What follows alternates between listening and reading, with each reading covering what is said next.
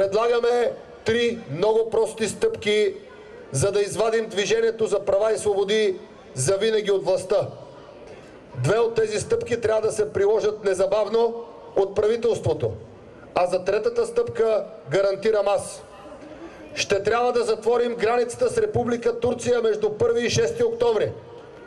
Никакви туристически автобуси не могат да влизат в България, за да гласуват след това за ДПС и за Касим Дал. 100 000 български паспорта се канат да пресечат границата, за да налеят гласове за ДПС и за реформаторския блок. Позорно е. Второ, след като гръмна скандала, ние нямаме представител в ЦИК, лишиха ни, макар че спечелихме европейските избори, с фалшивите IP адреси в Турция, трябва да се забрани правенето на изборни секции в Република Турция.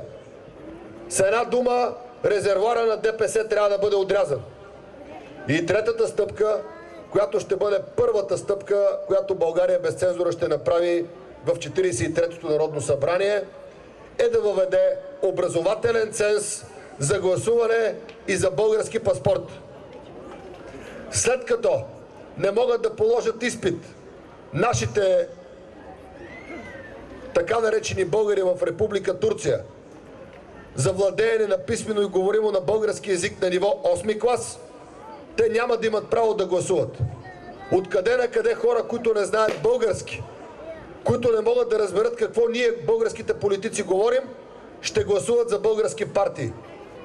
Как могат да се запознат и те с положението в държавата и с това, което партиите предлагат, при положение, че дори не могат да отворят вестника и да прочитат какво пише?